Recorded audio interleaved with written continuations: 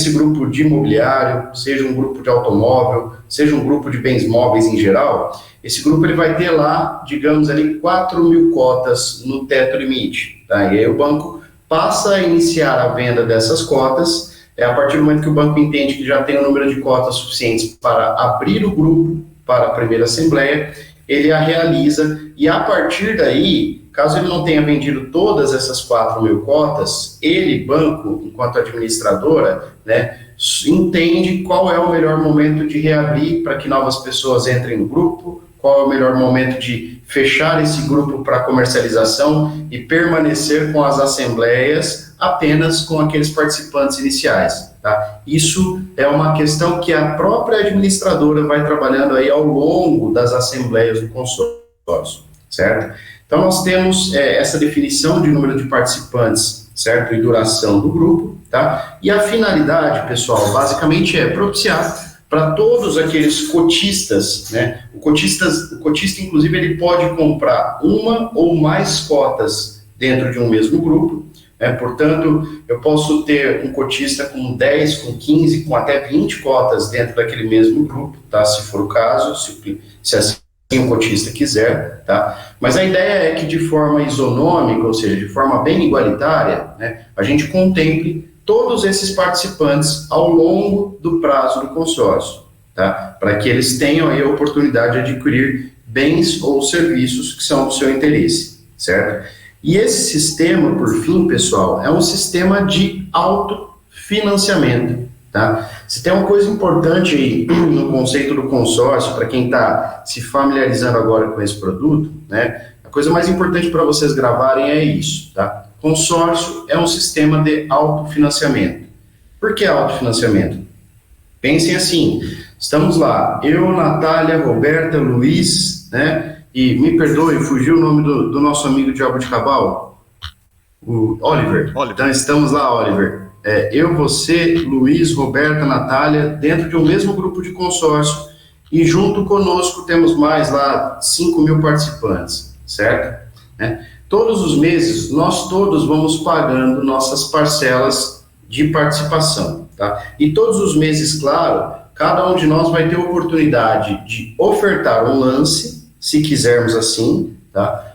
Para que esse lance possa ser um lance vencedor naquela assembleia, e aí eu antecipe a possibilidade de utilizar o crédito, tá? Do consórcio. Esses participantes que estão conosco, e nós mesmos, a gente pode ser contemplado por sorteio ou por lance. Teremos sempre um sorteio por mês, tá? E as demais contemplações, né, os demais consorciados que terão direito a utilizar, né, a sua cota naquele mês, eles serão contemplados por lance de acordo com o que a administradora, no caso o Banco do Brasil, entender que é o volume de crédito que ela pode dispensar para a assembleia do mês, tá? Então pensem assim, nós estamos lá pagando as nossas parcelas e alguns desses consorciados que estão conosco, sendo contemplados por lance, eles precisam depositar esse valor do lance no que a gente chama de fundo comum, onde as parcelas também estão compondo. É justamente desse recurso, desse dinheiro que vai ser depositado no fundo comum do grupo, que a BB Consórcio vai sacando parte desse recurso para contemplar os consorciados mês a mês, tá? Percebam, então, que é do dinheiro do próprio participante que sai ali as contemplações mensais. O banco, ele não injeta nada de recursos no grupo de consórcio, tá? E por ser, portanto, um sistema de autofinanciamento, olha só que legal, aí vem a primeira dica comercial, tá? A fonte de recursos que é gerada pelo próprio grupo, né, ela não fica sujeita, pessoal, como vocês estão lendo comigo abaixo, às demais exigências de linhas de crédito tradicionais que o mercado tem. Vamos entender isso na prática. Pensem assim, ó, o Banco do Brasil, ele tem, por exemplo, para uma empresa, uma pessoa jurídica, a linha de capital de giro, certo? E essa empresa, ela tem lá um limite pré-estabelecido de 1 milhão que ela pode tomar em crédito para capital de giro. Essa empresa, por coincidência, já tomou todo esse crédito. Então, ela já tomou o limite dela estabelecido, está lá pagando as parcelas do capital de giro, mas com o banco, ela não pode mais tomar dinheiro, tá? Se essa empresa fizer um consórcio conosco, né, para comprar um caminhão ou uma frota de caminhões, por exemplo, né, e a parcela dessa empresa vai ser de R$ 30.000, o limite dela já está tomado lá com o banco, né? Ela vai ter problema, né, para pagar essa parcela de 30 mil na hora que o banco for analisar o crédito? Vocês acham que sim ou que não? Que não. Exato, exato.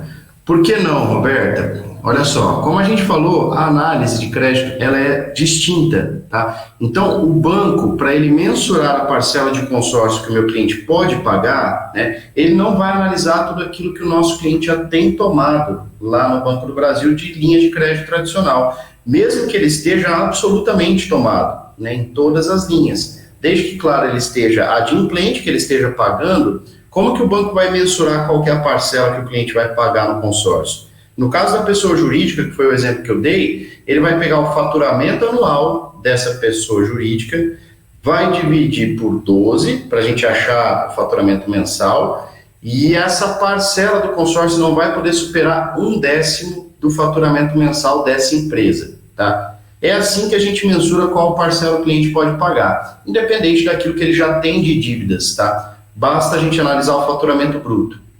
Isso vale também, turma, para a pessoa física. Vejam só, eu tenho lá um cliente que é funcionário público, ele tem aquelas linhas de crédito consignado e outras linhas mais, então ele já tomou todo o limite de crédito consignado dele, já tem um financiamento de veículo lá, então não consegue financiar mais veículo com o banco, mas ele quer comprar um outro carro, né? Para análise dessa pessoa física, a gente tem um critério ainda um pouquinho mais brando, tá? Eu pego a renda bruta dela, divido por 3, né, a renda bruta mensal, divido por 3, e esse 1/3 vai ser o máximo de valor de parcela que ela vai poder pagar no consórcio, independente do endividamento que ela já tem lá do outro lado. Explicando isso, pessoal, percebam que o consórcio, além de uma solução muito bacana para aquisição de bens e serviços, e a gente vai falar bastante disso ao longo da nossa manhã, né, ele também é uma alternativa excepcional para que empresas, produtores rurais e até pessoas físicas comuns, né, que já estão com endividamento tomado nos bancos, possam financiar bens ou serviços, certo? De forma a complementar aquilo que eles já tomaram aqui, tá? Porque o banco não vai olhar para o endividamento que ele já tem. Deu para entender essa lógica, turma? Sim. Ô, professor. Ô, Arthur. Pois não, pois não. Aqui o senhor falou de 1/3 é para pessoa física. Senhor, se você repetir senhor novamente, eu te tiro da sala, hein? Brincadeira, meu amigo, manda lá. Aqui você falou que é 1/3 é para pessoa física. Exato, exato. Para pessoa jurídica é 1/10 do faturamento mensal e para pessoa física 1/3, tá? A parcela máxima que o cliente pode pagar. Não se preocupem em anotar, tá, essas informações, pessoal, porque a gente passa um material para vocês após o treinamento que vai constar tudo isso que a gente está batendo papo aqui, beleza? O Arthur, Beleza. Arthur, Pois não. se essa reunião fosse gravada, seria interessante? Se você quiser gravar, fica à vontade, meu amigo. Eu já estou gravando, depois vou subir para o YouTube e disponibilizar para todo mundo, tá? Pode ser? Ah, cara, só esse é um ponto que eu te peço a gentileza, tá? Não disponibilize no YouTube. Não, mas vai não listado. Só quem tiver o link é que vai ter acesso. Ah, beleza. É isso, que eu dou aulas online utilizando outra ferramenta, não essa aqui. Perfeito. Então não vai ser, ninguém vai ver, só nós 5. Não, então certo? ótimo. Não, é só isso que eu peço para vocês. Teve alguns outros colegas que já perguntaram, né, se poderiam postar, porque acharam legal o bate-papo. A gente só pede para não compartilhar, por quê? Porque, claro, a gente tem aí outras empresas, né, que muitas vezes não conhecem detalhes do produto do Banco do Brasil, e aí, por questão de segredo de mercado, algumas coisas que a gente vai conversar por aqui, né, eu peço para que isso não seja compartilhado com o mercado externo. Vou passar o link para você e você repassa para o pessoal, tá bom? Excelente, meu amigo, maravilha. Bom, turma, então assim, ó, esse conceito, né, de não se confundir com os financiamentos, ficou claro para vocês? Ficou. Beleza. Então, isso é um bom argumento de venda para a gente sempre dizer para aquele cliente que já está, em tese, endividado com o banco, né, que ele pode usar o consórcio como subterfúgio, né, como uma alternativa para continuar investindo em bens ou serviços, tá? A lógica inversa também é verdadeira, pessoal. E qual que é a lógica inversa, né? Muitos clientes, eles se preocupam, né, quando eles vêm conversar conosco aqui.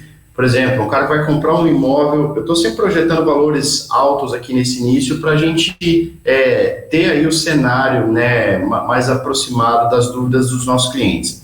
Então, por exemplo, você pode ter um cliente que está querendo comprar um imóvel rural com vocês, né, na carteira do Banco do Brasil. Esse imóvel rural tem um valor de 3 milhões e a parcela desse cara vai ficar em torno de 33, 35 mil reais, certo? Vamos ponderar assim.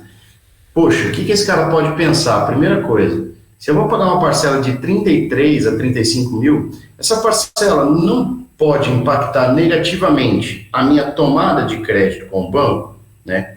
Muitos clientes pensam e perguntam isso para a gente. Por quê? Principalmente empresas e produtores rurais têm o costume, pessoal, especialmente esses que são clientes do banco já, eles têm o costume de trabalhar corriqueiramente com as linhas de capital de giro e de investimento enquanto empresas, e quando produtores rurais com a linha de custeio da produção e as linhas de investimento agro, tá? Então a preocupação dessa turma poxa, se essa parcela de 33 mil, né, atrapalhar a minha análise de crédito para aquelas linhas que eu já tomo todos os anos, né, o cara pode ponderar não querer fazer, tá? E aí você vai poder afirmar para esse nosso cliente que essa parcela do consórcio não vai interferir em nada na tomada de crédito das linhas tradicionais que ele já tem. Legal? Isso é muito bacana e quanto mais vocês entrarem nesse universo do Banco do Brasil, mais vocês vão perceber que, especialmente, turma, produtores rurais, né, que trabalham muito com crédito do banco, eles se preocupam demais com isso, né? Os caras não querem, por exemplo, que a linha de custeio pecuário deles seja impactada de forma alguma, tá? E aí a gente vai poder deixá-los tranquilos nesse sentido. Turma, conceito de consórcio. Esse sistema de autofinanciamento, cotistas, administradora, ficou tranquilo para vocês? Tem alguma dúvida? Agora, segue as mesmas linhas de consórcio, do tipo assim, numa taxa de juros, né? A pessoa pode reajustar a carta de crédito, essas coisas todas, Perfeito. Nós vamos conversar bastante disso mais à frente, Luiz, explicando depois conceitos, né, de taxa de administração, de fundo de reserva, como são os reajustes e as atualizações, tá? Isso tudo vai estar aqui na sequência do nosso bate-papo. Beleza, obrigado. Beleza? Quanto a essa questão do conceito do produto em si, né? Tranquilo então, turma. Deu para captar bem? Tranquilo. Sim. Maravilha. Beleza. Então, vamos lá, vamos em frente. Agora, pessoal, nós vamos falar um pouquinho sobre os nossos segmentos, ou seja, né, tudo que a gente pode comprar com o consórcio, inclusive quais serviços eu posso custear com esse produto, tá? Percebam assim, ó, eu não vou entrar muito no mérito de detalhes de cada um desses segmentos, porque, por incrível que pareça, turma, a gente ultrapassaria e muito esse período de 3 horas aqui de bate-papo que a gente tem, tá? Então, claro, eu vou trazer para vocês aqui de novo conceitos básicos de cada um dos segmentos e vocês podem tirar as dúvidas que quiserem, tá? Depois do nosso bate-papo, eu vou enviar para vocês um material resumido de cada um desses produtos, tá? E lá a gente tem na minúcia ali as principais informações que vocês precisam saber a respeito de cada um, tá? Novamente, como eu falei, isso aqui é um primeiro bate-papo, mas mais à frente, todas as terças e quintas, pessoal, nesses horários, a gente vai sempre manter treinamentos, tanto de formação para novos participantes, quanto treinamentos avançados, que a gente vai tratar individualmente com vocês sobre temas que vocês elegerem, tá? Então, daqui uma semana, 2, 3, se cada um de vocês quiser me chamar, Arthur, cara, vamos bater um papo sobre consórcio para sistemas de energia solar fotovoltaica, que eu queria entender melhor esse segmento, aí a gente faz um papo individual para tratar do tema, beleza? Ok. Show. Então, vamos lá. Vamos começar falando, então, do nosso primeiro segmento, que é um dos mais requisitados, né, por todos os nossos clientes. Em regra, é o segmento que traz também, turma, os maiores tickets médios, tá, em venda, ou seja, que vai privilegiar para vocês aí as vendas de maior expressão, tá? Esse segmento é o segmento imobiliário, certo? Então, cabe aqui, já para deixar para vocês, olha que interessante, né? O conceito dele muito bem cravado. No segmento imobiliário, eu posso adquirir basicamente qualquer perfil de imóvel que eu tenha interesse, tá? Qualquer perfil mesmo, né? Com raríssimas exceções, claro que depois a gente vai conversar aqui sobre elas. Então, o que está escrito aí, ó, vamos entender um pouquinho sobre cada um, né? Eu posso comprar imóveis rurais com o consórcio do Banco do Brasil, tá? Sejam esses imóveis pequenas chácaras, sítios ou até grandes fazendas, tá? Poxa, Arthur, posso comprar, o meu cliente pode comprar uma fazenda de 30 milhões com consórcio? Pode, tá? É possível. Mas aí, claro, junto ao banco, a gente vai fazer uma avaliação se esse cliente tem condições financeiras, né? Dentro do banco, a gente chama isso de CAPAG, que é a abreviação para capacidade de pagamento, tá? Então, se esse cliente tiver CAPAG para isso, né, a gente pode sim estruturar uma operação para ele comprar uma propriedade de 30 milhões. Já tivemos operações negociadas nesse sentido aqui com o time da Renove. Tá? É claro que isso é sazonal, né, e é uma operação mais complexa de se concretizar. Mas o cliente quer comprar um sítio de 1 milhão, 1,5 milhão, 2, 3, isso acontece, pessoal, vocês trabalhando diariamente com o produto e trabalhando com produtores rurais especificamente, vocês vão perceber que vocês vão ser demandados, se não diariamente, semanalmente, pelo menos, pelo banco de clientes que tenham interesse nesse segmento rural, tá? E, obviamente, para nós é fantástico, porque vai trazer tickets interessantes, isso se reflete no comissionado de vocês, ok? Tema importante aqui, o banco ele limita, pessoal, até 3 milhões e meio por proponente, depois eu vou até mostrar esse limite no detalhe para vocês, mas em resumo, né, o teto que pode ser comprado por CPF ou CNPJ de consórcio, em regra, é até 3 milhões e meio. Portanto, se o cliente tem capacidade de pagamento, né, e ele quer comprar um bem de até 3 milhões e meio, eu não preciso nem consultar a BB Consórcio, eu posso cadastrar a venda, né, esse cliente já está participando do grupo. Agora vamos lá, né, vamos fazer o inverso. Se esse cliente, especificamente, né, quer comprar um bem acima desses 3 milhões e meio, como eu falei, poderíamos falar aí de uma compra de 30 milhões, eu vou ter que, antes de fechar esse negócio, submeter para Brasília, para a diretoria da BB Consórcios, tá, e pedir o aval deles, né, se esse cliente pode ou não comprar essas cotas de valor mais expressivo para a aquisição desse bem. Beleza?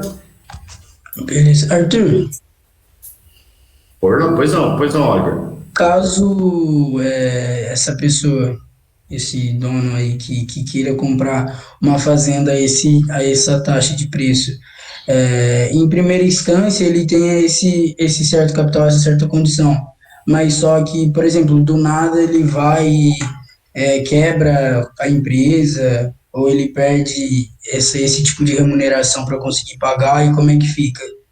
Vamos lá, boa pergunta. A avaliação, pessoal, ela é sempre feita em 2 momentos, tá? A primeira avaliação ela é feita na aquisição das cotas, isso é importantíssimo frisar, tá? Por isso que a sua pergunta ela tem muita relevância. E aí existe uma segunda avaliação, que é no momento da contemplação dessas cotas, tá? Onde um mero cotista de um grupo de consórcio passa a ter uma carta de crédito, né? Nós vamos falar um pouquinho mais à frente do que é cota e carta de crédito, tá, para ficar mais claro, mas em resumo, a carta de crédito nada mais é do que uma autorização de faturamento para o cliente comprar o bem. É quando ele é ou sorteado ou contemplado por lance, tá? Nesse momento da contemplação, pessoal, a gente vai fazer uma segunda análise de crédito, tá? Foi feita uma primeira lá atrás, na aquisição das cotas, e agora estamos fazendo uma outra. Então, nessa lógica, Oliver, se o cara aqui, na aquisição das cotas, tinha condição, mas na contemplação ele não tem mais, né, ele não vai conseguir contemplar essas cartas, tá? A não ser que essa pessoa consiga apresentar um fiador, tá, que tenha renda compatível, que tope fazer parte dessa operação, beleza? Ou seja, a partir da contemplação, a pessoa necessariamente tem que comprovar a capacidade de vendas e seguir uma linha, por exemplo, as regras de financiamento comuns. Perfeito, exatamente. Desculpa eu na perguntar. verdade, tanto na aquisição quanto na contemplação. Sabe? Essa é uma dúvida até importante, Luiz, porque, de repente, quem já conhece consórcio de outros mercados, né, sabe que existem algumas administradoras que são concorrentes nossas que não analisam o crédito no momento da aquisição da cota, tá? Ou seja, né, o Luiz, se ele tem, por exemplo, uma renda lá de R$15 mil, né, suposição, em regra ele poderia pagar uma parcela de até 5, tá? Na aquisição da cota, né, vou dar um exemplo aqui de uma concorrente nossa, tá? Só para a gente tatear isso. A Embracon, por exemplo, uma empresa de mercado, tá? Nenhum demérito para eles, mas eles têm uma estratégia diferente. A Embracon, ela não faz análise de crédito na adesão.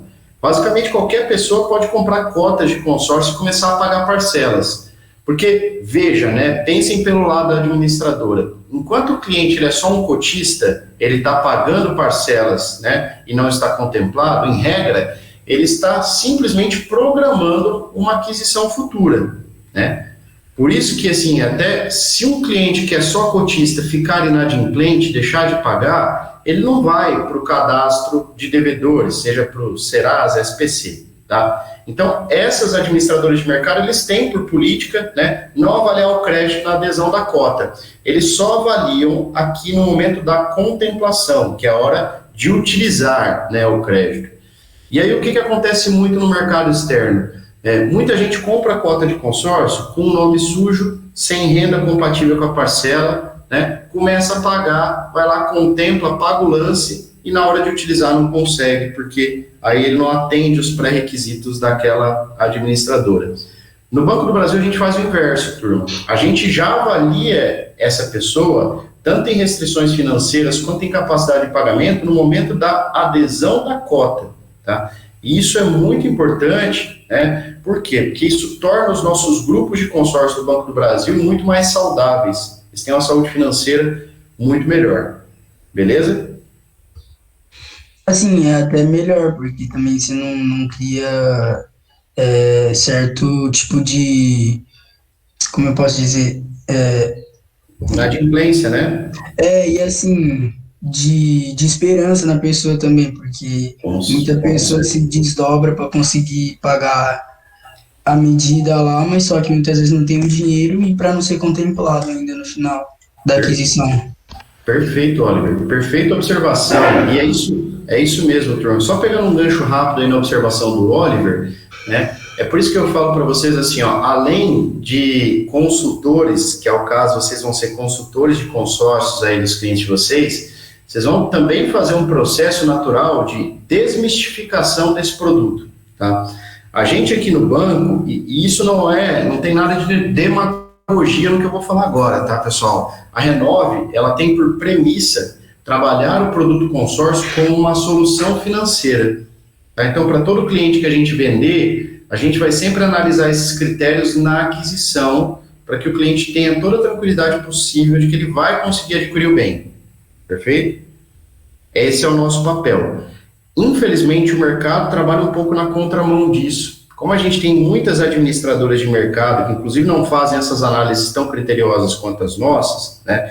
Você tem muito vendedor, e o papel do vendedor de mercado, novamente, tá? Não estou desmerecendo o pessoal que faz isso, mas é uma política de trabalho diferente. É venda a qualquer custo. Produção. Então, os caras se preocupam com a comissão deles, independente se aquele cliente vai realizar, né, a aquisição daquele bem, ou seja, se a solução financeira vai se concretizar ou não, né? E isso macula muito, né? Isso prejudica a imagem do produto consórcio no mercado em geral. Então, a gente trabalha um pouco, até certa medida, também para desmistificar essa imagem negativa que alguns clientes possam ter, né, por vendas mal realizadas lá atrás. Beleza? Posso fazer uma pergunta? É o seguinte, veja bem, Arthur, de repente eu quero comprar um sítio, e o sítio, um sítio, se a pessoa quer comprar um sítio, ela já tem o objeto de desejo dela, não é? Perfeito, verdade? Perfeito. Eu quero comprar aquele sítio, que custa hoje R$1.800.000. Como é que ele entra? Aí, como é que é a formação? Porque o consórcio tem que ter grupo. Ele vai comprar uma cota de um grupo, não é verdade? Perfeito. Como é que ele se encaixa nisso? Tem que ser criado um grupo ou ele tem que haver antecipadamente um grupo aberto para ele poder entrar nesse grupo com essa linha de crédito. Como é que funciona isso? Porque carro, tudo bem, carro é fácil. Equipamento agrícola é fácil, equipamento industrial é fácil. Agora, um sítio, um imóvel também tá? Imóvel também mas eu vou responder a tua pergunta, que ela é muito boa também, tá? Por isso, assim, essa troca de ideia, o treinamento ele tem 3 horas justamente por isso, pessoal. Essa troca de ideias ela é muito importante para a gente esclarecer os pontos para vocês. Então, assim, o Banco do Brasil, ele tem diversos grupos de consórcio imobiliário já abertos, tá? Inclusive, percebam que eu nem terminei de falar ainda, né, a finalidade do consórcio de imóveis, mas olha só, já pegando o gancho da tua pergunta, um cliente, Luiz, que tem uma cota, que a finalidade inicial, uma ou mais, né? Depende nesse exemplo teu de 1.800.000, às vezes o cliente comprou 10 cotas de 180 mil, tá? E não muda nada dele ter uma cota de 1.800.000 ou 10 de 180. Para comprar um imóvel de 1.800.000, ele pode comprar da mesma forma, tá? Mas vamos pensar assim, esse cara que tem 10 cotas de 180 mil, ele pode comprar ou esse sítio, que é a pretensão dele, ou ele pode tangenciar esse volume de cotas, né, para comprar qualquer outro perfil de imóvel que está listado aqui nessa tela de vocês, né? Então ele vai poder comprar imóvel urbano, residencial, comercial, até imóvel industrial, se for o caso, tá? Grandes parques industriais, dá para comprar com consórcio. Esses imóveis, inclusive, podem estar parcialmente edificados, esse cliente terminar a construção.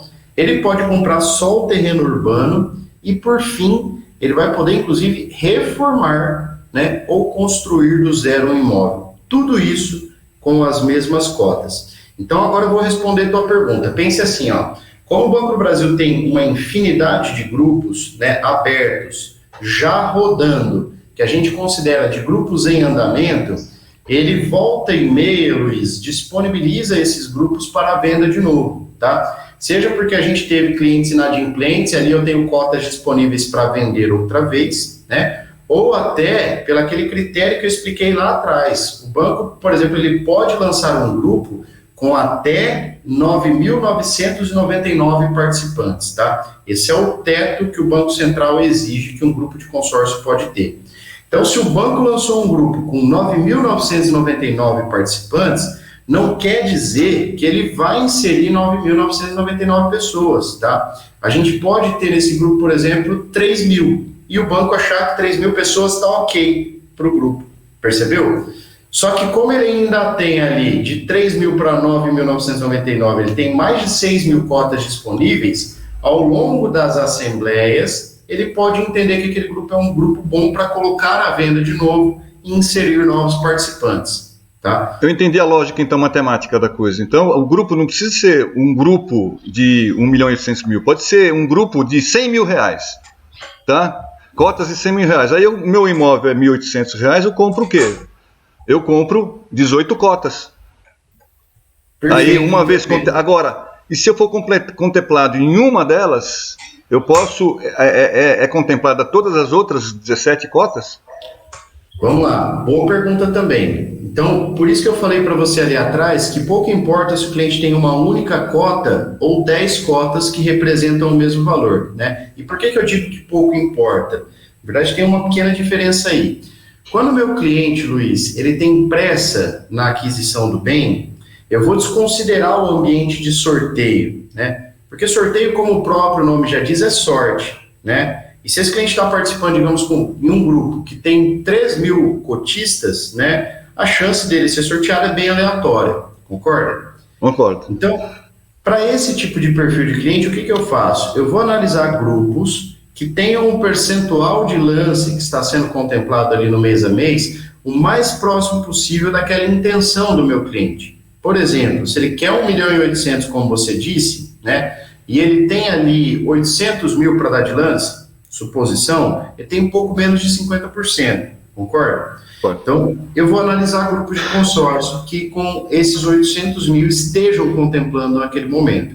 E aí eu vou apresentar para esse cara, seja 18 cotas de 100 mil, 10 cotas de 180, aí pouco importa, eu vou analisar dentro do grupo o que casa melhor, tá? E ele vai dar o mesmo lance em percentual em cada uma dessas cotas. tá? Se esse percentual for o percentual contemplado no mês, né, ele vai contemplar todas, né, independente de ser 10, 18 ou uma cota. Percebeu? O que conta para o banco, para fechar o raciocínio aí, depois se restar dúvida, vocês me chamam, tá? Para a gente ir sanando. Mas o que conta para contemplar, né? Não é necessariamente a quantidade de pessoas que o banco quer contemplar naquele mês. O banco ele estipula a cada assembleia mensal um valor que ele vai tirar daquele saldo do grupo para contemplar. Por exemplo, se o saldo do grupo tem lá, pessoal, 200 milhões, tá? Supostamente. O banco vai tirar 10 milhões para contemplação mensal, ou seja, 5% do grupo ele vai tirar para contemplar naquele mês, tá? E aí, desses 10 milhões, conforme os lances que foram dados por todos esses participantes, eu vou contemplando todos, do maior para o menor lance, até que eu atinja o volume total em recurso. Quando eu atingir o volume total em recurso, esse último lance que está na linha de corte aqui é o último a ser contemplado no mês. Arthur, pode falar. Tipo assim, esse sentido de estilo de consórcio é diferente daquele de pessoa física com um saldo aquisitivo menor, não é? Não, é a mesma lógica, mas em proporções diferentes, tá? É que assim, você falou que ela vem disponibilizando o saldo no mês do maior para o menor. Perfeito. Assim, mas no consórcio de pessoa física não é aquele de sentido, por exemplo, que nem minha mãe. Ela de vez em quando entra em tipo de consórcio. Aí é aqueles consórcios que você paga de 200 a 400 reais mensalmente. Aí é onde você num grupo de pessoas que aí uma pessoa é contemplada mensalmente. Não, isso no banco, é por isso que eu vou detalhar bastante. Turma, só para explicar aí, o Oliver, ele é uma indicação do gerente ali de Taquaritinga, né, até familiar do gerente de Taquaritinga, é um parceirão que vai começar a ajudar ali naquela região, né, a atuar enquanto consultor. Então, Oliver, depois você vai ter a oportunidade até de conversar, né, com o Jorge a respeito disso também, e comigo, claro, de forma individual. Mas assim, ó, os grupos do Banco do Brasil, eles nunca contemplam só uma pessoa, tá? Por isso que eu estou falando para vocês que por mais que o conceito do consórcio ele seja igual para todas as administradoras, até porque a administração ela é do Banco Central, tá? É o Banco Central que administra todo esse universo de consórcio, inclusive que edita as regras para isso. Cada administradora tem uma política diferente, tá? Vou responder sua pergunta de uma forma diferente, entrando um pouquinho mais nesse tema, mas aí depois, pessoal, eu tenho algumas telas mais à frente que vão continuar falando a respeito disso que a gente está conversando, tá? Vamos lá, ó. Vamos pegar aqui o Sicredi, por exemplo, que é uma cooperativa de crédito hoje que está, inclusive, entrando muito forte no mercado de consórcio, tá? Lá no Sicredi, inclusive, o custo do consórcio, que é a taxa de administração, né? Ela, via de regra, é bem mais barata que a nossa aqui, tá? A nossa taxa, pessoal, já até adiantando para vocês, já que eu toquei no assunto, ela é muito bem balizada, o custo dela, com os demais concorrentes principais de mercado. São Bradesco, Porto Seguro, Itaú, Imbracon, Rodobens e por aí vai, né? As principais administradoras. As cooperativas, elas estão trabalhando em taxas que muitas vezes representam a metade do nosso custo, tá? E tem clientes que nos questionam a respeito disso, né? Como que a gente até ultrapassa esse argumento aí, vence essa objeção, por exemplo, de um custo muito mais baixo, né? Lá no Sicredi, né, aí explicando a resposta à tua pergunta, né, dei uma volta aqui para a gente chegar no tema, eles contemplam em regra, cara, uma pessoa por lance e uma por sorteio por mês, tá? É a regra. Por quê? Porque os grupos são pequenos, eu tenho pouco saldo, né? Então, existem meses, inclusive, que se o grupo é de imobiliário, as cotas são de 200, 300 mil, às vezes eles contemplam só uma pessoa por sorteio, às vezes não contemplam nem ninguém por lance, tá? Porque isso pode acontecer, né? Tem que ter pelo menos um contemplado por assembleia, tá? Senão o grupo é interrompido. Mas, se não tiver recurso para contemplar o lance, só contempla o sorteio, tá? Isso acontece não só no Sicredi, mas em algumas outras administradoras menores, tá? No Banco do Brasil não é assim. No Banco do Brasil, nosso consórcio, eu vou mostrar em tela depois, vocês vão perceber, existem grupos que contemplam quase 200 cotas por mês, tá, pessoal? Sempre uma por sorteio e as demais todas por lance, tá? Por isso que eu estou falando em valores muito expressivos, Oliver. Eu falei naqueles 5 milhões por mês, tá? Mas, claro, tem grupos que contemplam menos, tem um grupo que contempla 1,5 milhão, 2 por mês, e eu tenho um grupo que contempla mais. Tem grupo nosso que contempla 30 milhões mensalmente, tá? Isso vai depender muito do volume de cotistas que eu tenho e do saldo que esse grupo tem disponível. Beleza? Obrigado. E essas taxas, elas compõem aqueles famosos fundos de reserva, fundo comum, essas coisas todas, né? Para garantir a continuidade do grupo. Perfeito, perfeito. Maravilha. Mas fiquem tranquilos, inclusive essa explicação que eu acabei de dar, depois nós vamos ver na prática, vai ficar muito mais claro para todos vocês, tá bom? Beleza. Para a gente fechar então o conceito de imóveis, pessoal, só sendo um pouquinho redundante aí, mas só para a gente gravar a informação, tá? Além, claro, do imóvel rural, que a gente focou bastante no início, e eu foco muito nele, por quê? Porque tem muito cliente produtor rural no Banco do Brasil, tá? Então vocês vão ter muita oportunidade de vender consórcio de imóvel rural, certo? Mas além dele, nós temos a oportunidade de financiar através do consórcio qualquer outro tipo de imóvel, né? E aí, além, claro, das aquisições mais comuns, que são as residências, né, urbanas, os imóveis comerciais já prontos ou até industriais, né? Eu queria só tocar nesse tema da reforma e construção, que ele também é peculiar, tá? Por quê? Tanto lá no imóvel rural, quanto na construção, pessoal, urbana, né? Existem pouquíssimas instituições financeiras que ofertam linhas de crédito para esse tipo de aquisição, tá? Voltando um pouquinho rápido no imóvel rural, né? Hoje não existe, tá? Nenhuma linha de crédito específica, ou seja, nenhum tipo de financiamento para aquisição de imóvel rural, exceto um tipo de financiamento que é subsidiado pelo governo lá, que é para pequenos produtores, poceiros ou até sem terras, né?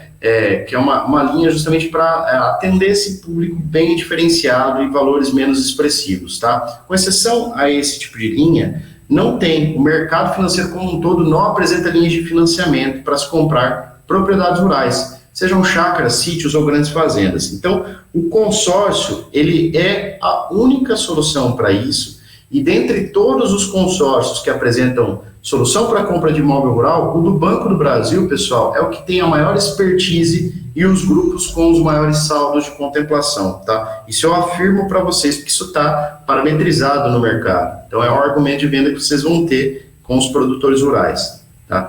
Já no caso da construção urbana, como eu disse, é outro ponto que eu queria tratar com vocês, hoje, somente a Caixa Econômica Federal tem uma linha que disponibiliza para o cliente final, né, construir através de financiamento, certo? Com exceção à Caixa, também não tem nenhum outro banco que faça isso.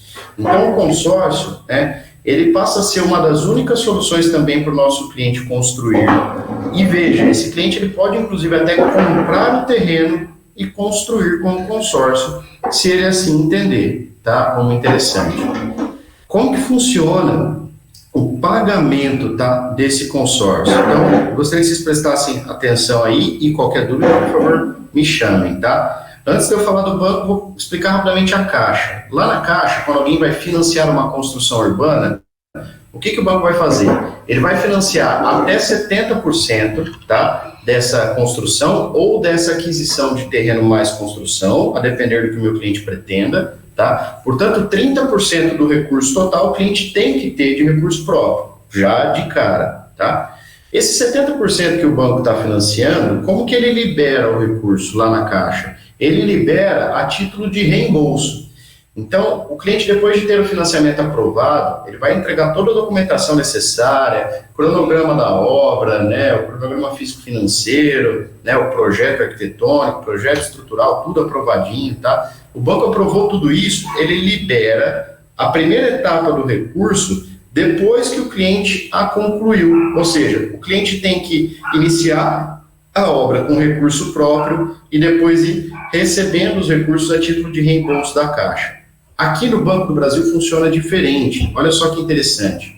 Quando um consorciado nosso quer construir, o que a gente vai fazer? Né? Digamos que ele tenha lá uma cota de 500 mil, desses 500 mil, 200 é para a aquisição do terreno, certo? E os outros 300 mil para a construção. Então, depois de aprovado, o banco, claro, vai analisar também, pessoal, todas as documentações, né? Ele vai analisar o cronograma físico-financeiro dessa obra, tudo certinho, tá tudo ok, ele vai liberar os 200 mil de cara para a compra do terreno. Então, esse crédito vai ser feito na conta do vendedor do imóvel, né? Do terreno que existe ali. Os outros 300 mil que ficaram ali para construção, o banco já liberar automaticamente 50% desse crédito para se iniciar a obra. Então, o cliente já começa a construir trabalhando com o recurso da carta de crédito, ou seja, recurso do banco, né, do grupo. E aí ele faz essa primeira etapa da obra, ou seja, 50%. O banco vai mandar um vistoriador lá, esse vistoriador avalia essa etapa. Está concluída a etapa da obra, beleza, libera mais 40% do crédito total. Ou seja, a gente já teria liberado em tese 270 mil, né, que é em torno de 90% do montante da construção. Somente os últimos 10% desse crédito destinado à construção, que vai ser pago a título de reembolso, depois que o cliente terminar a construção e emitir o habite daquele imóvel, tá? Portanto, em regra, aqui é menos burocrático que na Caixa Econômica Federal e o cliente sempre vai trabalhar com o dinheiro do banco, exceto pelos últimos 10%. Perceberam a diferença? Ok. Sim. Maravilha. Então, assim, ó, vocês vão ter muito argumento, turma, para vender consórcio para seja imóvel rural, imóvel urbano, construção e reforma, tá? A gente vai atender basicamente todo o perfil de cliente, sejam eles pessoas físicas, jurídicas ou produtores rurais. Tem mais alguma dúvida sobre imobiliário que vocês queiram colocar em pauta agora? Senão eu já vou para o próximo segmento aqui.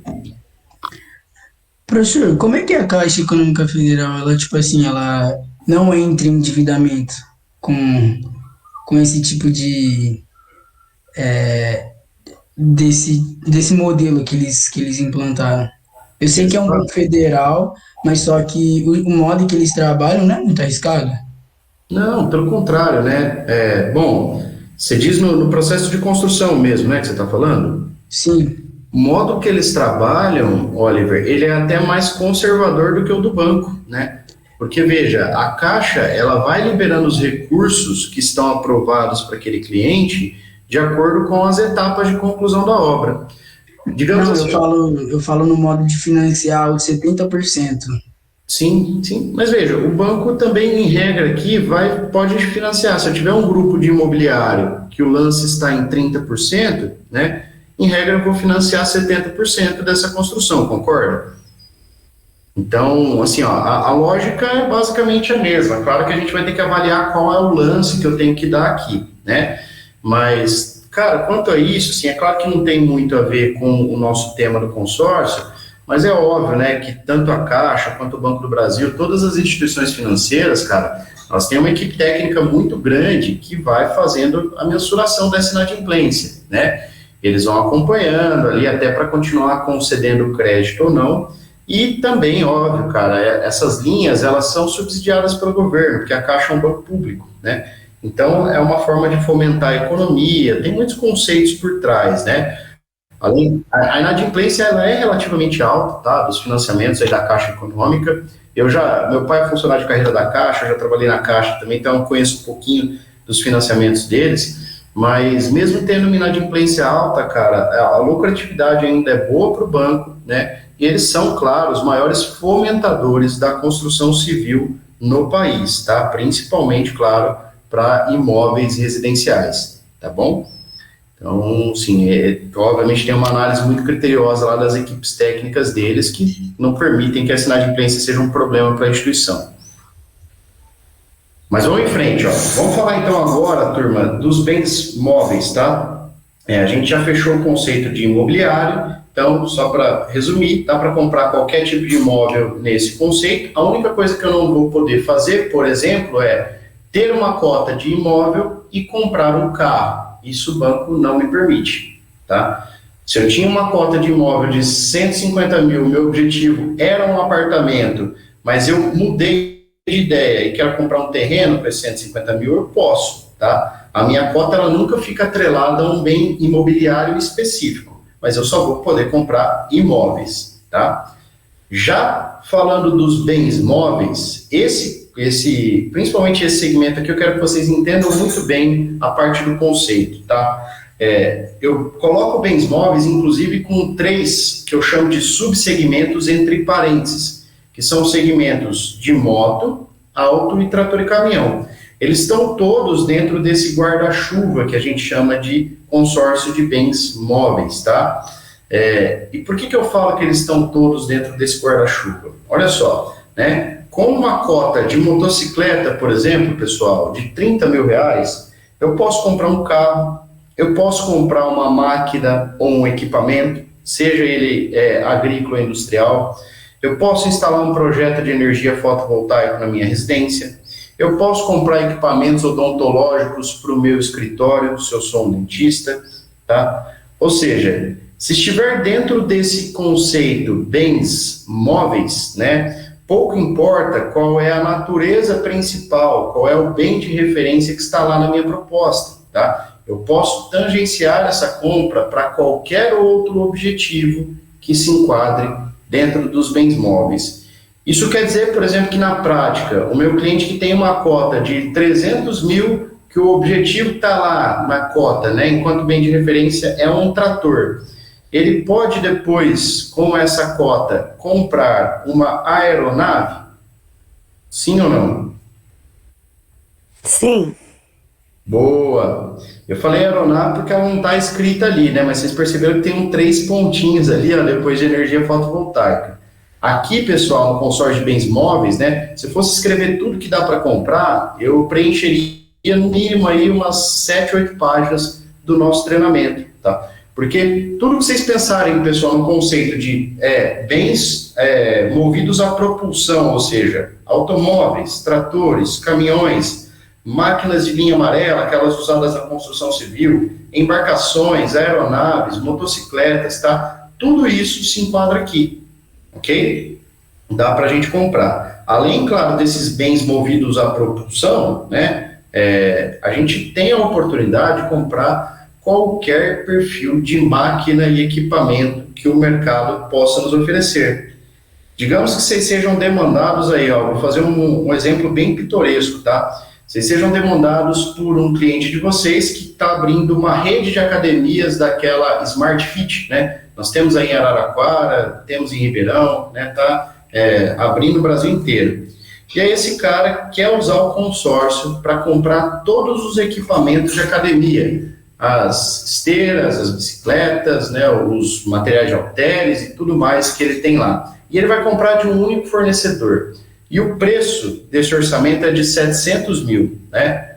Vocês acham que eu posso comprar com essas cotas de moto, auto, trator e caminhão, sim ou não? Sim. Sim, Sim, né? com certeza. Deixei fácil essa resposta, né? Mas agora eu vou deixar difícil. Qual cota vocês usariam? Vocês usariam uma cota de moto, uma cota de automóvel ou uma cota do segmento trator e caminhão? Trator e caminhão. Trator e caminhão. O Luiz falou trator e caminhão, né? Alto. E está próximo do valor, né? Final, 800 mil. Isso. Que aí quem falou alto foi a Natália? Fui eu. Oliver. Oliver, beleza. Turma, então vamos lá. Ó. Recebi a resposta do trator e caminhão e do auto. Se a Roberta me dissesse que ela acha que é melhor de moto, nenhum de vocês estaria errado.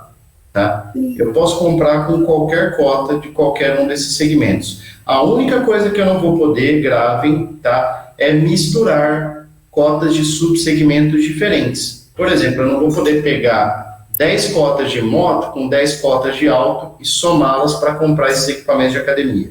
Tá? Isso o banco não deixa. Mas se eu tiver 10 cotas de auto, vamos lá, vamos chutar aqui um número mais redondo, se é 700 mil o valor, se eu pegar lá 14 cotas de 50 mil, eu vou ter 700 mil, certo? Se essas 14 cotas forem de automóvel, beleza, dá para comprar. Agora, como o Luiz falou, poxa, as cotas de trator e caminhão provavelmente têm um valor mais expressivo, então, digamos lá que eu tenha 2 cotas de 350 mil, eu preciso comprar só 2 para atingir os mesmos 700, né? Talvez faça mais sentido, né? Então, na prática, pessoal, aí depois eu vou mostrar isso para vocês no sistema. Como que a gente define qual que é a melhor cota para aquele meu cliente em específico, né? Eu vou ter que sempre conversar, e por isso que eu falo para vocês que cada negócio é um negócio diferente, não tem um padrão a ser seguido, tá? A gente vai conversar com o cliente, nós vamos entender qual é a necessidade dele, né? Em que prazo ele pretende comprar esse bem, o quanto esse cliente tem disponível de lance, e com base nessas informações que ele vai nos trazer, a gente chega nos melhores grupos para apresentar, tá? Por que eu digo isso? Cotas de trator e caminhão, em regra, pessoal, eu tenho menos grupos disponíveis, tá? Então, normalmente, vocês vão observar lá que aparecem 4, 5, no máximo 6 grupos disponíveis para venda, né, a cada período, e, em regra, as cotas de trator e caminhão apresentam lances maiores, tá? Em contrapartida, o prazo de trator e caminhão ele é mais longo e as taxas de administração são mais baixas. Então, se esse cliente tem disponibilidade para dar um lance mais alto, né, e quer pagar menos, as cotas de trator e caminhão talvez sejam realmente a melhor alternativa, né? No caso desse exemplo de equipamento de academia, pessoal, eu usei esse bem pitoresco, por quê? Porque nós já fizemos exatamente essa venda, tá? E ela foi feita com 14 cotas de automóvel, foi feita aqui na agência Empresa Limeira, pela nossa colega Lucy, que atua por lá, tá? Então, a Lucy conversou com esse cliente, ele tinha, na época, lá em média, 38%, o teto que ele poderia alcançar era 38% do capital total, e eu não tinha cotas de trator e caminhão que o atendiam no lance, tá? Então, nesse caso, a minha segunda opção é sempre olhar o automóvel. Por quê? Porque pensando no custo, a segunda taxa de administração mais barata dos imóveis é a de auto, tá? E a taxa mais cara é a de moto.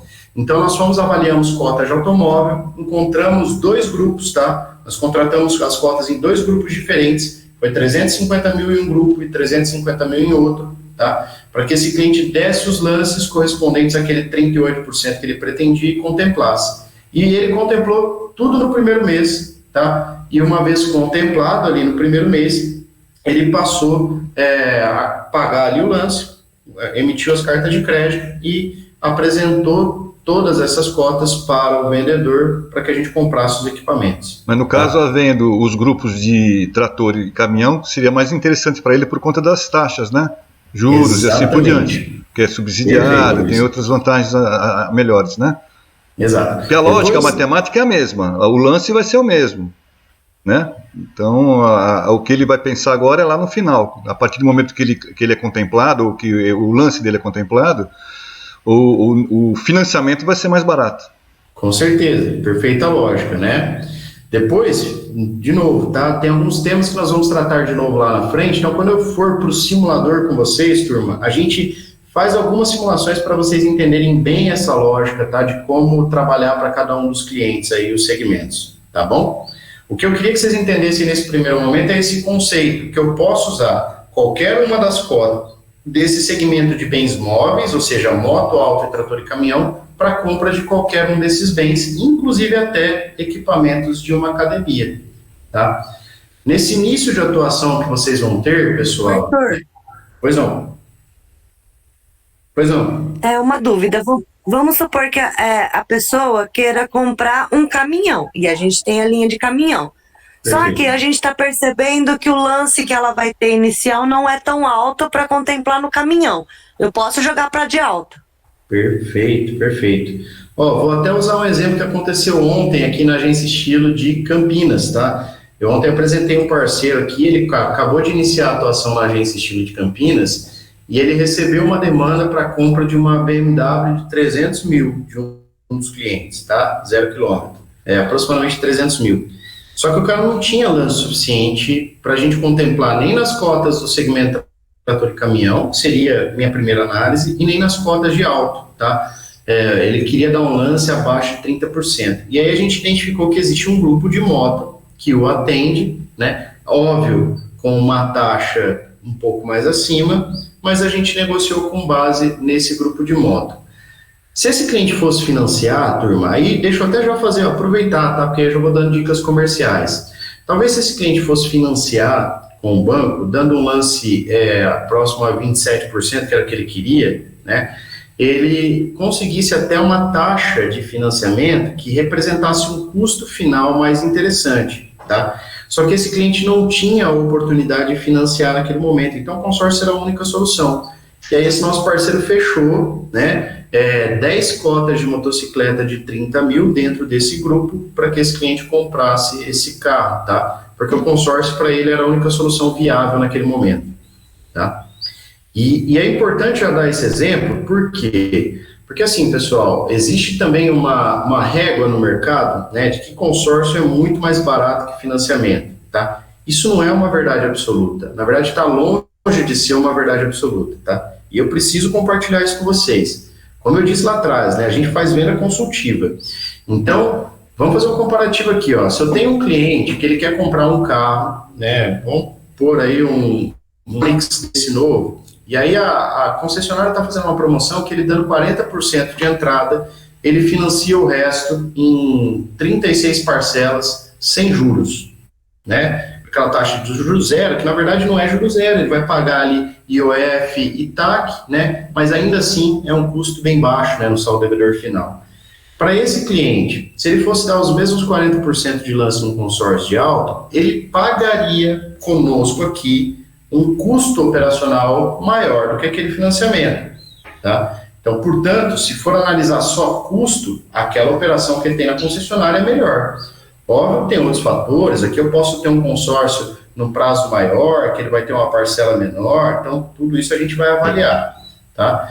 Mas, em regra, pessoal, aí eu dei um exemplo básico de uma pessoa física, mas eu posso ter também uma pessoa jurídica que quer comprar uma máquina para sua empresa e eu ponderei, conversando com ela, e a pessoa me trouxe isso, que ela tem uma taxa de financiamento subsidiada lá, que naquele momento está trazendo um custo melhor do que o meu consórcio, tá? Nesses casos, sendo muito transparente, eu sou a primeira pessoa a, junto com o cliente, direcioná-lo para o financiamento, tá? E por que eu digo isso para vocês? Primeiro, a gente vai ter muita oportunidade de vender consórcio no banco. Então, quanto mais consultivo, quanto mais transparente a gente for com o cliente, melhor é para a gente num relacionamento futuro, porque esse cliente confiando na gente, entendendo que a gente estava ali para prestar uma consultoria, ele provavelmente volte a falar conosco para possíveis aquisições futuras, né? E a gente também, nesse movimento de parceria com o banco, ganha muito mais credibilidade com o gerente de contas, tá? Então, turma, nessa linha eu vou trabalhar muito com vocês, aí vocês vão poder contar comigo, com o Aldair, com todo o nosso time, tá? Para a gente sempre trabalhar essa solução financeira e, claro, vender o nosso produto. Nosso objetivo é sempre dizer que o consórcio é a melhor solução financeira até que o cliente nos prove o contrário. Combinado? Combinado. Ótimo. Depois nós vamos para o simulador e aí eu detalho um pouquinho melhor aí as simulações específicas, tá? Vamos fechar aqui rapidamente, pessoal. A gente vai até as 10h30, fazemos um intervalinho de aproximadamente ali 10, 15 minutos, tá? E depois a gente volta para finalizar. Terminando aqui, então, nossos segmentos, eu vou falar agora de outros bens móveis, tá, pessoal? Esse segmento, ele até se assemelha em partes ao segmento de cima, tá? E para a gente diferenciá-los, né, tem dois conceitos básicos. O primeiro, né, esse segmento, ele é voltado, turma, para os bens móveis de menor valor agregado e normalmente bens portáteis, tá? Como eletroeletrônicos, eletrodomésticos, celulares, computadores, tablets, televisores e por aí vai, tá? Se vocês pensarem de valor agregado menor, uma máquina de lavar, uma geladeira, enfim, né? Bens que tenham ali valores de 3, 5, 10, 15, até 20 mil reais, tá? Podem ser adquiridos esses bens móveis aqui nesse segmento. Inclusive, pessoal, nesse segmento de outros bens móveis, cabe aquisição de mobiliário, tá?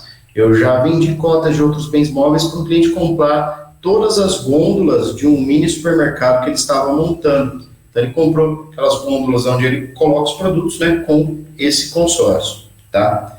Gravem, portanto, que o conceito dele, para a gente diferenciar do cima, vai ser esse, né? Mobiliário ou bens móveis em geral, podem até ser máquinas e equipamentos também, tá? Mas que tenham um valor agregado menor, tá? Arthur, por exemplo, se eu tiver ali um meio termo, o cliente quer comprar placas fotovoltaicas para instalar no sistema de energia solar da casa dele, isso está muito em pauta hoje, né? De um valor de 20 mil. Eu vendo com cota de outros bens móveis ou eu vendo com cota de moto?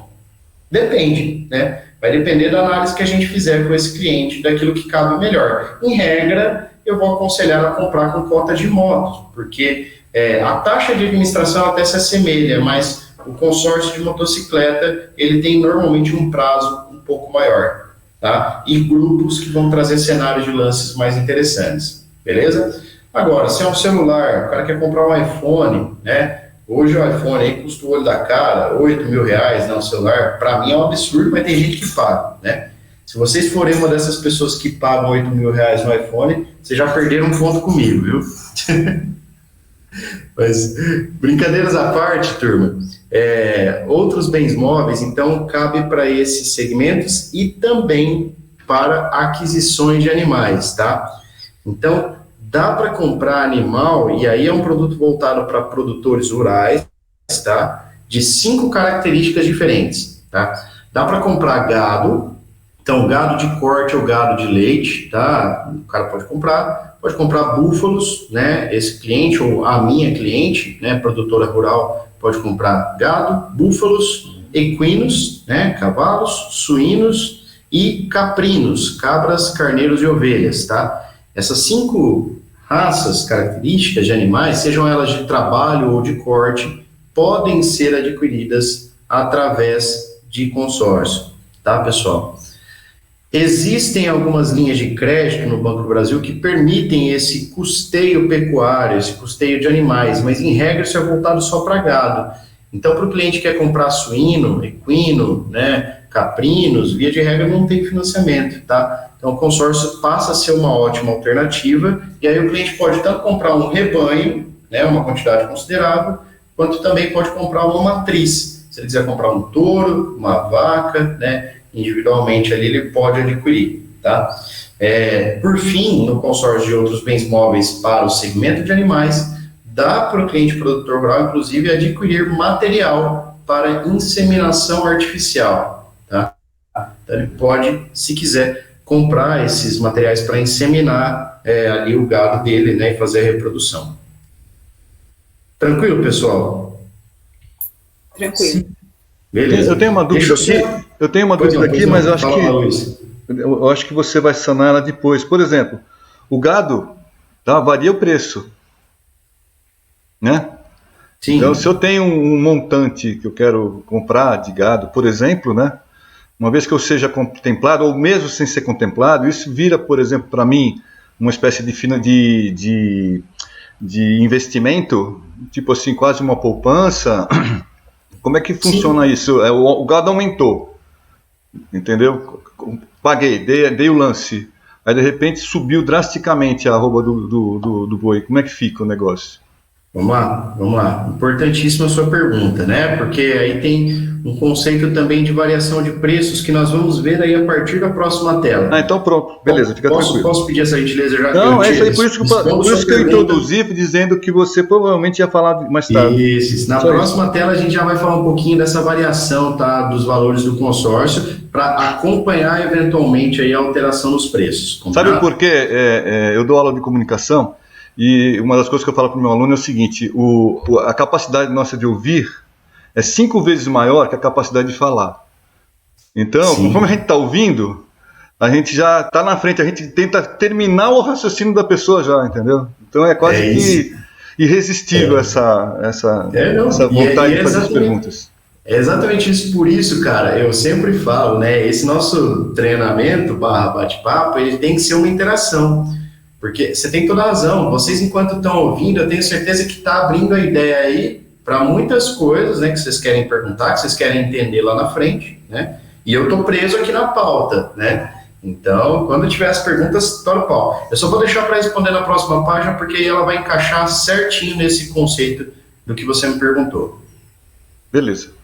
Fechado? Fechado. Bom, turma, só uma questão importante aí, tá? Para a gente fechar, um ponto que é legal de vocês conhecerem. Quando eu falo de consórcio imobiliário e consórcio de bens móveis, os dois primeiros segmentos, eu sempre vou pagar o valor da carta de crédito para o vendedor, para o fornecedor, tá?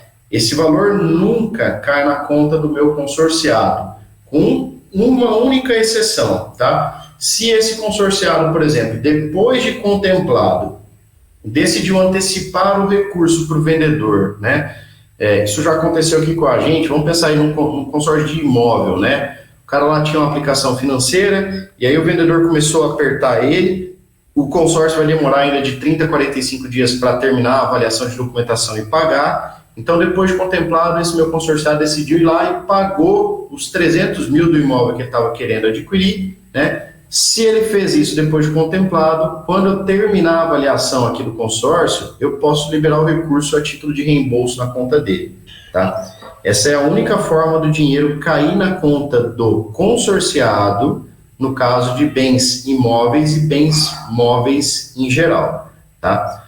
Já no caso de outros bens móveis e serviços, pessoal, a lógica se inverte, tá? Em regra, eu sempre vou depositar o valor na conta do consorciado. E por quê? Porque no caso de outros bens móveis, por exemplo, como que eu faço para comprovar, né, essa aquisição do meu cliente? Mediante a emissão de nota fiscal, tá? Então, o banco vai pedir a nota fiscal desses equipamentos, né, ou até dos animais. Vai existir, inclusive, um registro de alienação fiduciária desses bens, tá? Então, o banco pede para o cliente registrar o contrato do banco com o consorciado no cartório, tá? Porque esse bem fica em tese em garantia da operação, enquanto o consórcio está vigente, né? E aí o banco acredita na conta do próprio consorciado, tá? Porque, obviamente, o que o banco entende? Se a nota fiscal já foi emitida, em regra, né, o cliente já pagou, beleza? Isso permite, inclusive, pessoal, fechando o raciocínio de outros bens móveis, para a gente passar para serviços, que o meu cliente financie o bem 2 vezes, tá? Como isso? Pensem aí no celular, né? Meu cliente foi lá na loja, comprou um celular parcelado em 10 vezes no cartão e emitiu a nota fiscal, tá? Se ele tem um consórcio contemplado, por exemplo, de R$4.000, que é o equivalente ao valor do celular, ele pode apresentar essa nota fiscal da compra que ele fez lá, eu credito os 4.000 na conta dele. E aí, se ele assim entender, né, ele pode continuar pagando o parcelamento em 10 vezes lá, pagando o consórcio aqui, né, e ele vai ficar com esses 4.000 na conta. Perceberam? Perfeito. Então, o consórcio de outros bens móveis, ele vai permitir que o meu cliente sempre receba em conta, inclusive se quiser, principalmente nessas compras de internet, financie 2 vezes. Pode parcelar no cartão e ainda ter o parcelamento do consórcio aqui. Deu para compreender, turma? Ok. Sim. Ok. Beleza. Então vamos em frente, tá? Para a gente fechar essa página, pessoal, nós temos o consórcio de serviços, não menos importante, tá? Esse é um consórcio muito vendido no banco. E o consórcio de serviços, ele permite, pessoal, praticamente que a gente custeie todos os tipos de prestação de serviços que o mercado apresenta para a gente. Vamos ver exemplos, tá? Aqui em tela eu tenho alguns deles. Serviços de cirurgia, sejam elas cirurgias eletivas, né, cirurgias por motivos de saúde, ou cirurgias estéticas, tá, que também podem se enquadrar aqui. Dá para custear viagens, dá para custear uma comissão de formatura, por exemplo, pode pagar o buffet da comissão de formatura ou qualquer outro serviço prestado, como de decoração e outros mais. Tá? Dá para pagar casamentos, tá? Da mesma forma como eu expliquei na comissão de formatura, né, os serviços prestados. Dá para pagar serviço de advogado, de psicólogo, tá? De médicos em geral, dentistas, e aí por aí vai, pessoal. Engenheiros, arquitetos, tá? Tudo que vocês pensarem de prestação de serviço no mercado como um todo, basicamente dá para pagar através do consórcio de serviços, tá? Com uma exceção básica, a gente não pode custear serviços de segurança privada com o consórcio, tá? Assim como também eu não posso adquirir armas de fogo com consórcio, seja de outros bens móveis ou de bens móveis em geral, tá? Em regra, basicamente esse é o único risco excluído. O resto dá para pagar praticamente tudo, tá? Desde que, aí vamos para o ponto principal, esse prestador de serviços apresente um comprovante dessa prestação, tá? E quais são os tipos de comprovante? Se o prestador é uma pessoa física, ou seja, vamos lá, um pedreiro que está executando a reforma da minha casa, tá? Não tem empresa aberta, né? O cara é uma pessoa física. Basta ele me apresentar um recibo, tá? Não precisa ser nem aquele, porque tem uma modalidade de recibo, pessoal, que a gente chama de RPA. Eu não sei se vocês já viram isso, é Recibo de Pagamento Autônomo, tá? Exatamente. Onde a pessoa que está prestando o serviço, ela já recolhe os tributos, né? Vocês já viram esse tipo de recibo? Já emiti, inclusive. Sim. Perfeito, perfeito. Então, pode ser o RPA, como pode também ser um recibo comum, tá? Basta que o prestador de serviço descreva o serviço prestado, onde ele foi prestado, para quem especialmente foi prestado, tem que ser para o consorciado, tá? E de que forma, né, ele executou esse serviço, a data foi realizada, tem que ser sempre posterior à assembleia, né? Constando essas características que eu coloquei aqui agora, não precisa estar numa sequência formal, tá? Esse prestador de serviço assina e reconhece firme, tá? Apresentando esse recibo para o banco já paga o consórcio, e claro, aí fica de responsabilidade desse prestador recolher os devidos impostos, né? Já no caso de pessoa jurídica, se eu estou falando de uma empresa que está prestando serviço, pode ser, por exemplo, o serviço de buffet, aí precisa da emissão de nota fiscal necessariamente, tá? Toda empresa precisa emitir a nota fiscal do serviço prestado para a gente pagar. E, de novo, eu pago na conta do consorciado, tá? Então, a empresa apresenta a nota, eu pago na conta do consorciado, o consorciado fica responsável por pagar depois para o prestador. Perfeito? Sim. Sim. Então, nos serviços, o dinheiro ele vai para o consorciado. Isso. Tanto em outros bens móveis quanto em serviços, Perfeito. em regra, o dinheiro vai para o consorciado. Perfeito. Beleza? E deve Arthur, haver a comprovação, deve ter a contrapartida da comprovação, obrigatoriamente. Ou seja, Perfeito, por RPA, exatamente. nota fiscal e assim por diante. Perfeito. Arthur, mas eu posso, se eu quiser, pagar diretamente o vendedor? Pode, tá? Pode. Aí eu tenho que indicar na nota fiscal ou no recibo qual é a agência e conta para a qual eu quero creditar esse valor, tá? O banco pode sim fazer o crédito na conta do terceiro, desde que a conta seja do mesmo prestador, não pode ser uma conta de uma terceira pessoa, tá? Então, quem está ali identificado como prestador de serviço, seja ele pessoa física ou jurídica, né, precisa apresentar sua conta pessoal, tá? Isso vale também para bens imóveis e bens móveis, tá? Eu nunca consigo pagar em conta de terceiros. Eu vou contar um negócio para vocês rapidinho aqui, que é muito comum. Garagens de carro, quando revendem veículos, né, muitas vezes não transferem, para o cara não pagar a dupla transferência, ele mantém o veículo em nome do antigo proprietário, né, deixa ele lá na loja, quando ele vende o veículo, ele faz a transferência do antigo proprietário para o novo, né? Dessa forma, ele não precisa nem dar a entrada desse veículo na loja, muitas vezes ele evita imposto e tudo mais, né? Muita gente faz isso. Se a compra do meu cliente é de um veículo nessa situação, o crédito vai ter que ser sempre feito na conta do vendedor, que no caso é o antigo proprietário. Então, o dono da loja vai ter que se virar, né, para depois receber esse dinheiro com o antigo vendedor, tá? Ele muitas vezes ele já até paga, né? Ele faz um contrato particular lá, ele compra o veículo desse antigo vendedor, mas não transfere, né? Eu estou explicando isso para vocês porque, claro, isso é meio comum, né? Mas é só para vocês entenderem que eu não posso pagar em conta de terceiro, eu não poderia pagar diretamente para a garagem nesse caso. Beleza? Você não poderia pagar porque o carro já ainda está em um terceiro nome. Exatamente, o carro está em nome do antigo proprietário. Certo. Turma, pois não. Vai aqui, tudo bem? Opa, fala, meu amigo. Só uma dúvida. Segmento de imóveis. Temos alguma novidade ou alguma condição ainda de lance com FGTS? Boa. Também vou falar disso um pouquinho mais à frente, mas assim, vamos aproveitar já, então vamos falar do FGTS, tá? Quando a gente for caracterizar os lances, pessoal, existe uma diferença, né, no mercado de consórcios como um todo e para o Banco do Brasil.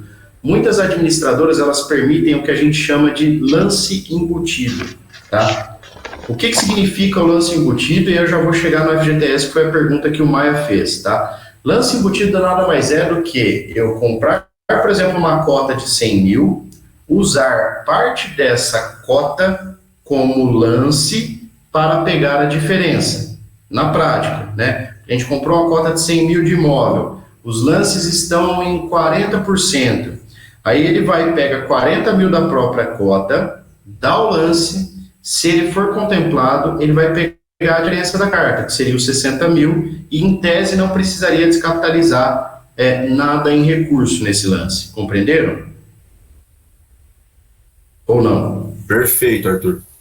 Isso é o que a gente chama de lance embutido, tá? Você vai usar o dinheiro da sua própria cota para dar o lance e pega a diferença, tá? O Banco do Brasil não tem isso, ok? Eu expliquei para vocês por quê. Porque agora eu vou explicar um pouquinho do FGTS, vocês vão entender como que a gente pode fazer uma jogada para dar o lance embutido no Banco do Brasil, ao menos no consórcio imobiliário, tá? Eu já vou aproveitar essa pergunta do Maia, pessoal, deixa eu abrir uma calculadora aqui, até para deixar isso mais cristalino para vocês, né? Para vocês entenderem bem por que o lance embutido muitas vezes é uma pegadinha, tá? Um bom argumento comercial para vocês. Eu usei o nome da Embracon lá atrás, então para não ficar falando mal de muita empresa diferente, vamos continuar falando mal da própria Embracon aqui, combinado? Vamos falar mal da Embracon, porque falar mal da Embracon é bom, porque os caras vendem muito mal o consórcio. Mas brincadeiras à parte, turma, vamos lá, ó. Digamos lá que o vendedor da Embracon, ele vendeu um consórcio de 500 mil reais, tá? Para um cliente nosso que precisa de 250 mil apenas, né? E aí, por que ele vende o consórcio de 500 mil? O que ele vai argumentar com o cara? Ele vai falar para o seu José da Silva, ó, seu José, o senhor precisa de 250 para comprar o seu terreno, né? Então, aqui na Embracon, o senhor pode usar metade, até 50% do valor da sua cota de consórcio como lance. E se for contemplado, o senhor não precisa descapitalizar nada e pega os 250, né? Então, aqui, ó, 500 mil vezes 50% de lance, né? 250, obviamente, né? Então, ele vai dar metade da cota e fica com 250 na mão. Se fosse só isso, a lógica, pessoal, perfeito. Muitos clientes fariam como fazem, na verdade, né? Essas contratações dos concorrentes, acreditando que esses 50% de lance são suficientes para contemplá-lo, tá? Só que aonde que estão as pegadinhas aí? São duas, pessoal. Primeira delas, né? O cliente, ele sempre vai pagar taxa de administração e fundo de reserva, que são os custos do consórcio. Nós vamos conversar sobre eles um pouquinho mais à frente, tá? Sobre o capital total. Então, esse meu cliente, ele está pagando taxa de administração e fundo de reserva sobre 500 mil, certo? Se a taxa lá na Embracon é de 22% e o fundo é de 3%, ele vai pagar mais 25% sobre 500. Ou seja, né, ele está pagando aqui, pessoal, 125 mil, né, de juros por uma operação de 250 mil. Beleza? Beleza. Beleza. Só para o cliente que não é a beleza. Só para o cliente que não é beleza. Então, ele já dobrou o custo inicial dele naturalmente, tá?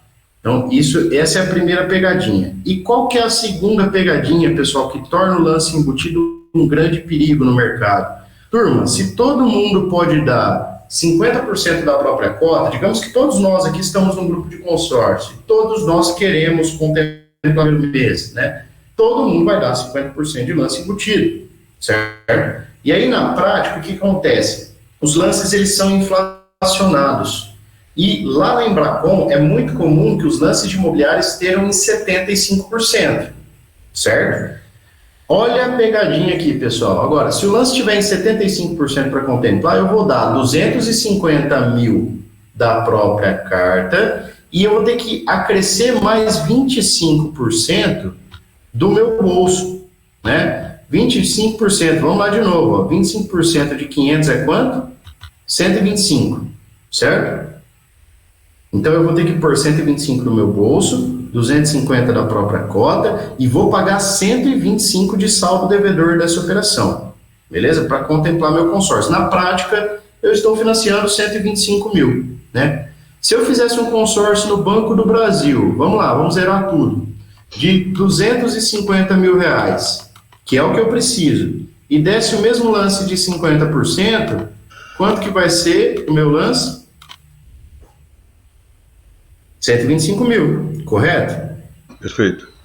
Eu vou dar, ou seja, no Banco do Brasil eu tenho sim grupos que contemplam com 50% ou até menos, tá? Então veja, eu vou dar os mesmos 125 mil de recurso próprio aqui no Banco do Brasil, né? Só que eu vou pagar saldo devedor sobre 250 e não sobre 500, tá?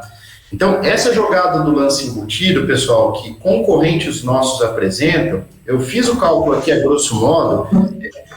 É claro que não funciona assim, exatamente como eu expliquei, tá? Mas esse cálculo, a grosso modo, é para quê? Para que vocês entendam que esse lance embutido, em regra, ele onera muito o custo da operação do nosso cliente. Em muitas oportunidades, o que ele vai ter que dar de recurso próprio lá é basicamente o mesmo que ele daria aqui, né? Numa cota de valor bem menor. É questão de lógica.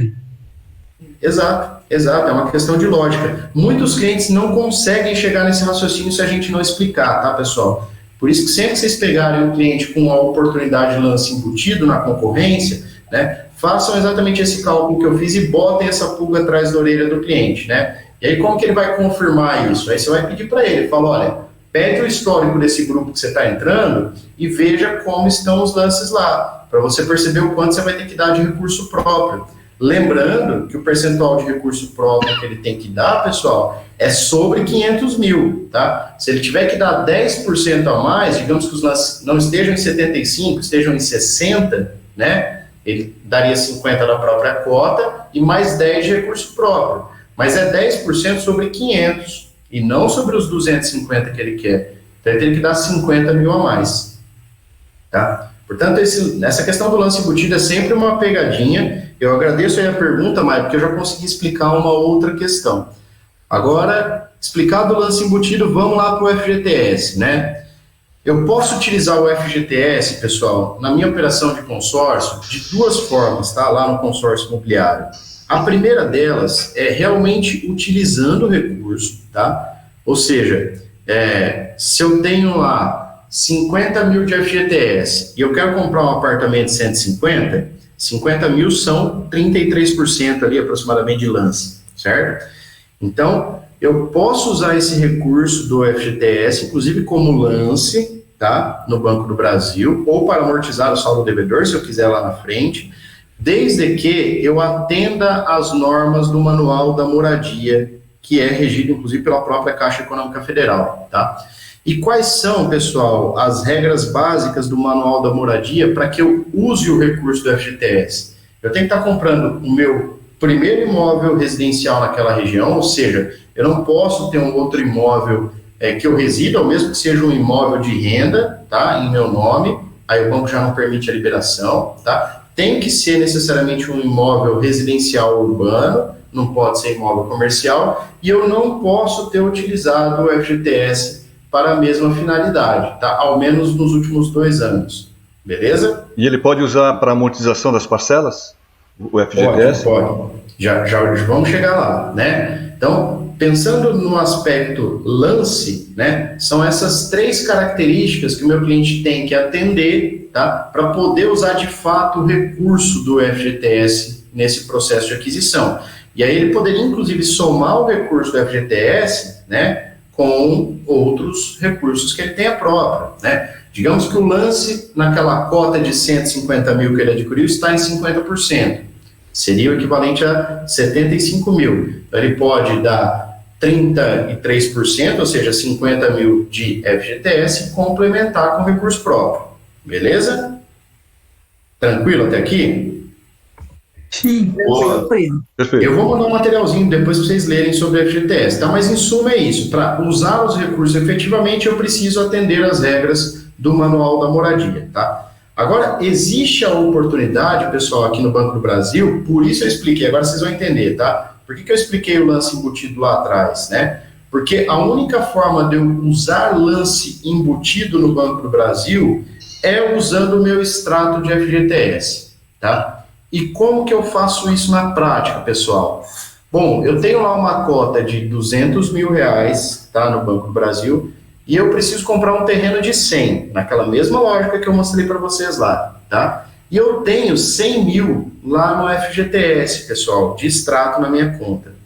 Só que terreno, eu não posso usar o recurso do FGTS. Como eu acabei de explicar para vocês, precisa ser um imóvel pronto residencial, tá? Então, não cabe a utilização do recurso de FGTS para terreno, para imóveis rurais, para imóveis comerciais, tá? Para nenhuma dessas características. Mas se eu quiser dar aquele meu lance, né, através do FGTS, né, apresentando o extrato de 100 mil como um lance embutido, eu posso, tá? Essa é a única forma que o banco permite o lance embutido, quando eu tenho extrato do FGTS suficiente para cobrir aquele meu lance. E aí, na prática, se eu quero comprar esse terreno, eu vou lá, dou o lance primeiro, só faço a oferta aqui no meu sistema, tá? Se eu for contemplado com esses 50%, eu apresento o meu extrato de FGTS de 100 mil para o banco e o banco vai me liberar os outros 100 mil da minha cota de 200, tá? A parte mais importante disso, pessoal, muita gente me pergunta o banco não atrela o FGTS à operação de consórcio, tá? O FGTS continua lá quietinho, na conta da Caixa Econômica Federal, rendendo, tá? Fica lá, ninguém vai mexer nele, certo? Inclusive ele não fica bloqueado, tá, pela operação do banco. É simplesmente um subterfúgio, pensem assim, né? O banco não tinha lance embutido, não estava no normativo, então, via de regra, principalmente pensando num público de menor poder aquisitivo, pessoal, ele permitiu que essas pessoas pudessem dar esse lance embutido baseado no extrato de FGTS. Deu para compreender? Perfeito. Arthur, e ela é Sim. válida para qualquer segmento? Aí sim, aí como o lance embutido é para qualquer tipo de aquisição de imóvel, tá? Não vale para qualquer segmento, é só imobiliário. Mas não reformas, por exemplo, né? Reforma não. Isso, não pode, como lance embutido pode para reforma, pode para construção. Do tá? FGTS? Como lance embutido, né? Então, ele pode usar como lance embutido para qualquer situação imobiliária, tá? Só que ele não vai usar o recurso. Compreendido? Arthur, Vamos lá. pensando nesse exemplo dos 200 mil e apresentação de um extrato de FGTS de 100 como lance embutido, os recursos são liberados para o prestador de serviço, certo? Ou para o vendedor do terreno. Exatamente. É liberado para quem está executando a venda ou o serviço para a gente. Vamos lá, né? Vamos diferenciar. O extrato do FGTS, como eu disse, ele só pode encaixar no consórcio imobiliário, certo, Márcio? No caso de uma reforma, eu terei pedreiros, terei projetos. Exato. Então, como que fica? Já vamos aproveitar a sua pergunta para contar uma outra etapa aqui de construção e reforma. Lembra, turma, que eu expliquei lá atrás que existe um cronograma da obra que a gente precisa apresentar para o banco? Sim. Esse cronograma, ele chama-se cronograma físico-financeiro da obra e ele é elaborado pelo próprio engenheiro do cliente, tá? De acordo, claro, com algumas orientações do banco. Lá vai ter as etapas, vão ter, né, as etapas da obra, certo? Então, lá dentro desse cronograma, Maia, o que eu faço? Eu vou liberando os recursos, né, de acordo com as etapas, na conta do próprio consorciado, tá? Uhum. No caso de reforma e construção. E aí ele vai pagando os prestadores. Entendi. Beleza? Arthur, só mais uma dúvida. Entrando no âmbito da comparação do uso do FGTS com o lance embutido. Então, eu estaria vendendo para o meu cliente uma carta de 200 mil, contemplando ele através do extrato da FGTS com 100 mil, mas ele pagaria os custos de um consórcio de 200. Pagaria os custos de um consórcio de 200, mas em tese o saldo devedor dele, né, diminuiria, porque eu vou abater esses 100 mil que ele não está pegando na carta de crédito, tá? Taxa administrativa e fundo de reserva sobre 200. Sobre 200, E exatamente. aí, FGTS permanece lá na conta da Caixa, como você disse, rendendo e liberado. Rendendo e liberado. Se o cliente Deixando ele rodar o mercado aí, tirando outras cartas com isso também. Se ele for demitido, né, em algum momento ele vai poder sacar o FGTS. E é assim, pessoal, muita gente me pergunta, poxa, Arthur, mas, cara, como que o banco não atrela? Se ele está usando o FGTS em tese como garantia da liberação da carta, né, como que o banco não atrela? Ele não pode, tá? Não é permitido ao Banco do Brasil atrelar o FGTS a essa cota. Então, assim, o banco, na verdade, poderia ter feito diferente. É que o banco complicou isso aqui um pouquinho para a gente, viu, Maia? Ele poderia ter simplesmente dito que a gente poderia dar um lance embutido limitado a X valor, ao invés de colocar o FGTS nessa bagunça. Concorda? Ficaria mais claro, né? Ficaria mais claro. Por que o banco não fez? Agora vamos entender, esse é um raciocínio meu, mas é que vocês vão concordar. Lembrando, o banco ele criou essa possibilidade do lance embutido pensando de fato nas pessoas que têm, digamos, um poder aquisitivo menor, né? Até porque, via de regra, status de FGTS, com raríssimas exceções, são saldos pequenos, né? Não são saldos muito grandes, né? Você pensar na grande massa da população, eu estou dizendo, né? Sim. Então, cara, vai ser ali para aquela pessoa que quer executar uma pequena reforma na casa dela, né? Para aquela pessoa que quer comprar um apartamento de baixo custo, para aquela pessoa que comprar um terreno pequeno, tá? Então, é para pessoas que hoje, digamos que não têm solução financeira no mercado e podem usar o FGTS para facilitar a aquisição de um imóvel, né? Ou de uma reforma, de uma construção através do consórcio. Tá? Esse é o objetivo principal do banco e por isso ele atrelou o FGTS a essa brincadeira aí do lance embutido. Tá? Legal, Arthur, obrigado. Compreendido, turma, para todo mundo? Compreendido. Sim. Fechou. Sim. Eu Beleza, pessoal? queria só que depois você desse uma confirmada na parte de reforma, porque eu dei uma olhadinha antes, no período Tá falhando um pouquinho para mim aqui, Luiz, eu não sei se é só para mim ou para os demais também. Tá falhando? Tá escutando? Tá cortando o teu áudio. Então tudo bem, depois a gente conversa sobre isso. Beleza, pode continuar. Tá cortando. Mas não tem problema. Turma, vamos fazer o seguinte, passamos um pouquinho aqui do nosso combinado, vamos fazer nosso intervalinho agora, para que vocês possam aí dar uma ida no banheiro, tomar uma água, responder as mensagens, claro, que devem estar na pauta aí. 10 minutinhos a gente está de volta aqui, tá bom? 10h50 a gente retoma. Combinados?